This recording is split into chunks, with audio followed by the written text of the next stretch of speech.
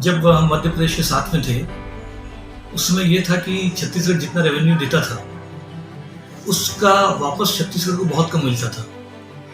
आपको ये याद ही होगा कि इस समय हम लोग अंधेरे में रहते थे, बिजली बिल्कुल थी नहीं और कई घंटे बिजली बंद रहती थी, सड़कें खस्ताहाल थी।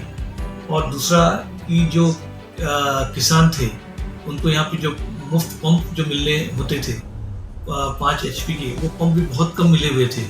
ऐसी कई चीज़ें हैं जो कि उस समय हमें मध्य प्रदेश सरकार ने नहीं दी थी, छत्तीसगढ़ को उसका हिस्सा नहीं दिया था।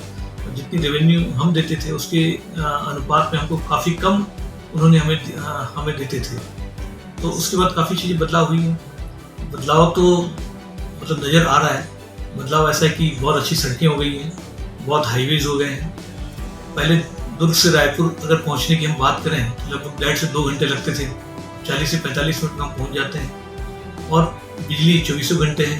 और अगर कभी बिजली जाती भी है तो जो CSEB है वो हमेशा पहले से नोटिफाई करती है कि बिजली जाने वाली है। और कभी किसी आकस्मिक कारण से गई तो बात अलग है, अदरवाइज बिजली जाती नहीं है। और औद्योगिक प्रगति भी बहुत हुई है। अटल जी जो छत्तीसगढ़ के कहना चाहिए, छत्तीसगढ़ को उन्होंने जन्म दिया है, उन्हीं के निर्णय से छत्तीसगढ़ बना है। और जब 2001 में जब छत्तीसगढ़ बना था तो छत्तीसगढ़ की हालत बहुत बुरी थी, जैसे पहले भी मैंने बताया आपको। और अब छत्तीसगढ़ में काफ़ी बदलाव आ गया। छत्तीसगढ़ अब विकासशील से धीरे धीरे विकसित होते जा रहा है। ठीक है, मैं अभी भी मानूंगा कि कई दूरस्थ अंचल ऐसे हैं जहाँ पे विकास थोड़ा सा नहीं पहुँचा या कम पहुँचा है, लेकिन जो शहरी क्षेत्र है और शहरों के आसपास के जो क्षेत्र हैं काफ़ी ज़्यादा विकसित हो चुके हैं। और अगर ज़मीनों की जो कि पूरे देश में बढ़ी है और छत्तीसगढ़ में भी काफ़ी बढ़ी है, और उससे भी हम अंदाज लगा सकते हैं। उद्योग धंधे काफ़ी बड़े हैं, काफ़ी बड़ी बड़ी इंडस्ट्रीज यहाँ पे आई है। और छत्तीसगढ़ जैसे कि आप जानते हैं कि कोल जितने भी इंफ्रास्ट्रक्चर के जो प्रोजेक्ट्स होते हैं वो सारे के सारे छत्तीसगढ़ में हैं। कोल भी है, सीमेंट भी है और बिजली भी है। तो उसके कारण छत्तीसगढ़ का डेवलपमेंट काफ़ी तेज़ी से हो रहा है। देखिए, विष्णुदेव सरकार तो अभी चल रही है, साय सरकार अभी चल रही है, बहुत अच्छा काम कर रही है।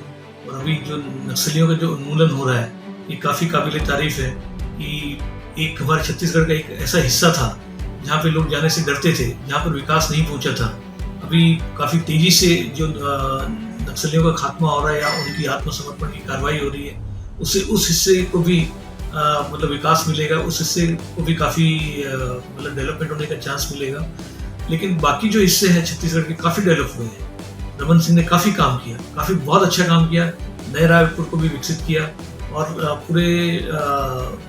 पूरे प्रदेश में सड़कों का जाल बिछाया, हर घर में बिजली पहुंचाई, हर घर में नल और पानी पहुंचाया। तो इस तरह से काफ़ी विकास तो उन्होंने किया है।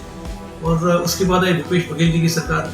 तो जैसे कि आप जानते हैं कि उनके समय के सरकार के अधिकारी, मंत्री, कई IAS अफसर आज जेल में हैं। और अभी जो विष्णुदेव साय जी की जो सरकार चल रही है, इन्होंने भी काफ़ी प्रोजेक्ट शुरू किए हैं।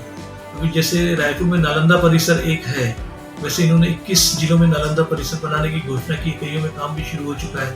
इस तरह के कई काम ये करने की कोशिश कर रहे हैं। और निश्चित तौर पे इनमें अगर अच्छी विल पावर रही तो इनमें सफलता भी मिलेगी। जैसे कि भारत सरकार का एक सपना है कि 2047 में हमारा देश एक विकसित देश होगा। निश्चित तौर पर हम भी छत्तीसगढ़ को एक विकसित प्रदेश के रूप में देखना चाहेंगे। अभी छत्तीसगढ़ की जो छवि बाहर है वो धीरे धीरे बदल रही है। अभी छत्तीसगढ़ की छवि जो है कि एक पिछड़े प्रदेश की छवि है, एक गरीब प्रदेश की छवि है। तो इससे निश्चित तौर पे हमको बाहर निकलना पड़ेगा और छत्तीसगढ़ में धीरे धीरे आगे बढ़ के छत्तीसगढ़ को भी एक विकसित प्रदेश की श्रेणी में लाना पड़ेगा।